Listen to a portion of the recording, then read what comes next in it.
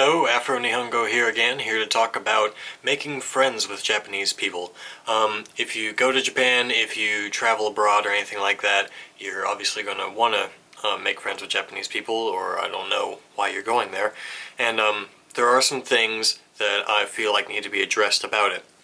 One of them is the notion that Japanese people are superficial and fake, and they don't actually express their true feelings or anything like that.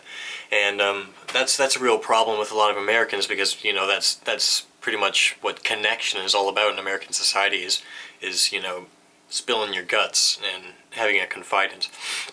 And when you first start making friends with Japanese people, you're gonna kind of realize that things seem kind of face value. For example, when I first got there, I was living in the dorms with other Japanese people, so we were often making dinner in the kitchen at the same time. And every time I made something, people would come up to me and be like, "Oh, Jozu, Jozu," which means "Oh, you're so good. It's amazing that you can make that," and stuff like that. And I would always be like, "Yeah, I'm a chef." I thought they were being genuine, and actually thought that I was an incredible cook. And I take pride in my cooking, so it was kind of, yeah, I was willing to take that compliment at face value.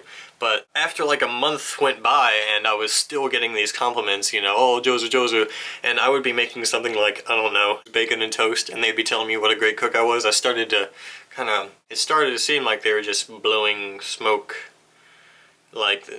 There's no way they actually thought that I was good at cooking for cooking eggs and bacon, anyone could do that. And when I was walking around the city and on campus, and I would get approached by Japanese people, they would always say things like, "Oh, kakoi ne seitakai." They'd be like, "Oh, you're so cool, you look so tall," and stuff like that. And I would be like, "Yeah, I'm a celebrity, I'm so handsome," and stuff like that. But yeah, just like with the cooking, it got more and more repetitive and stuff like that. And I started to think that they weren't being sincere, and they weren't being sincere. And that can turn a lot of people off, because it seems like they're just, they're lying to you basically. But it shouldn't be looked at that way, because, I mean, when you're first starting to make friends with someone, and you're nervous, when you make friends in America, you usually start by, discovering you have similar interests, talking about them, then eventually going and hang out. In Japan,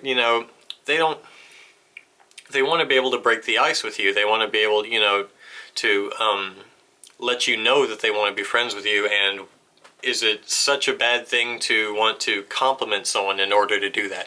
Even if it's not sincere, they're just trying to be nice and get closer to you. So once you get past that and you actually start hanging out with people, you might kind of think that you're still not getting, a deep connection with someone. Even if you're good at the language, you might be thinking, I don't really feel like we're good friends, and we've been friends for a while. The thing is, it takes a long time for a lot of Japanese people to really open up and really start to say what they mean and stuff, because their whole language and society is built up so that you can, you can say no without actually saying no. You can kind of be, superficial. You always have this wall that that's reactionary to who you're talking to when you're a Japanese person. And if you really want that connection, it's gonna take a while. Because I've heard a lot of stories from other international students that said that they didn't feel like there was much substance to Japanese people, and it just takes time. It really does. But once you do, Japanese friend connections last. I mean, they are rock solid. And that's why especially with guys, the tribe mentality is so strong. You always have this one really strong circle of guy friends when you're a guy, and usually it's who you work with. So basically what I'm saying is, Japanese people might at first seem fake, but once you get to know them, once you really get to know them, you can open up and have a great relationship, and it's a relationship that usually lasts. In fact, one of my Japanese friends, I was talking to him about how he felt about America, because he's studying abroad there right now, and he said that making friends in America has its equivalents in misunderstandings and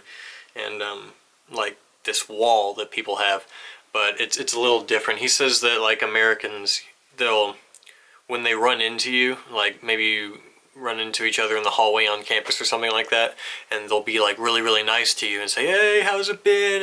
Yeah, we should hang out sometime. And then after that, you don't actually hang out, and then they don't, answer your texts or anything like that.